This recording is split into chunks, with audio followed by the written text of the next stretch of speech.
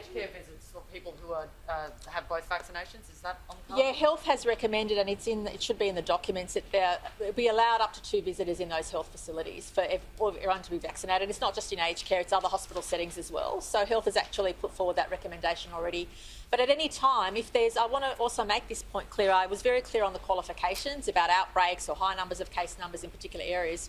But also we have to accept, especially between 70% and 80%, that at any given time, and it's in the interest of the business venue or the facility not to have an outbreak, because people will see things shut down temporarily if Health advises there's a risk or there's been an outbreak. As we've seen now, venues are temporarily closed, cleaned out and then reopened. So we will experience that, and we don't want to sugarcoat that. But that's why it's in the business's interest to prevent that from happening, to make sure they don't allow people coming in who aren't vaccinated, because that will impact their business continuity. And we know that what is most important, as the Treasurer will attest, is businesses do not want to be in the pattern of closing and opening and closing and opening. Once they open their doors, they want to be confident they can keep their doors open. And that's why it's really important for everybody to follow this plan. That's why we're giving plenty of notice to the community without knowing exactly how many case numbers we'll have at that point, because the high vaccination rates give us that level of confidence, as does the fact that we're inching towards the late 70s on first doses already, which gives us confidence, hopefully, that within early next week we might even hit 80% first dose. So by the time that date in October comes forward with 70% double dose, we would love to see first doses towards 90%, but also a large chunk of 12 to 15-year-olds vaccinated, because all of that gives us that extra buffer, and it then allows us to consider what 80% might look like. And that's why we're doing the work. Can I just ask you, it doesn't specifically say we can move around the city.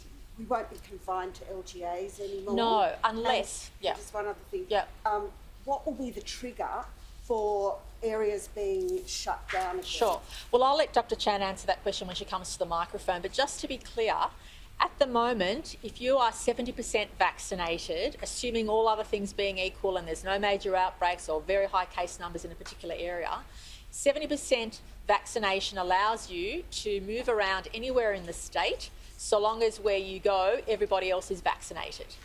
But we cannot afford to have that continue if there's a major outbreak in a particular area. If there's a rural town that suddenly has an outbreak of cases, we will say to people, don't go to that town, and everybody in that town shouldn't leave their town, but they can do what they're allowed to do with 70% double dose in that town.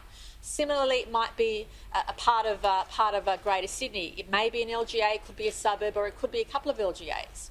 If there's high numbers of cases and a concern about an outbreak, and the vaccination rates aren't as comfortable at a level that we'd like, Dr. Chant is at liberty to say to the government, people in this community, even if they're 70% double vaccinated, they can go to the hairdresser and they can do this and that, but they might be limited only to a radius outside their home or within that area. Now, these are safeguards which the Doherty paper has put in place.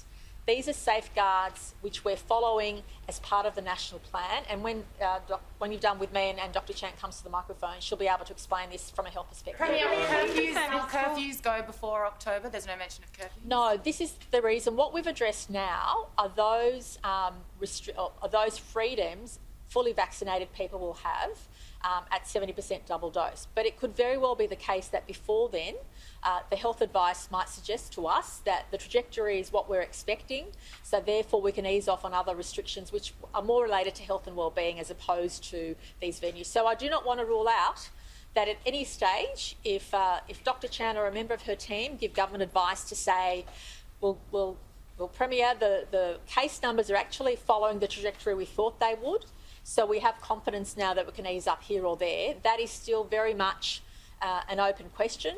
And if a local government area of concern stabilises and reduces case numbers, they can easily not become a local government area of concern. And I would anticipate that a number of them won't be at that level in 6 or 7 weeks' time. So what this document tells you today, the roadmap tells you what we can do at 70% double dose, but there could be other measures which will be eased before then if things go the way we think they will. But as you know, it's very rare to have modelling be perfect.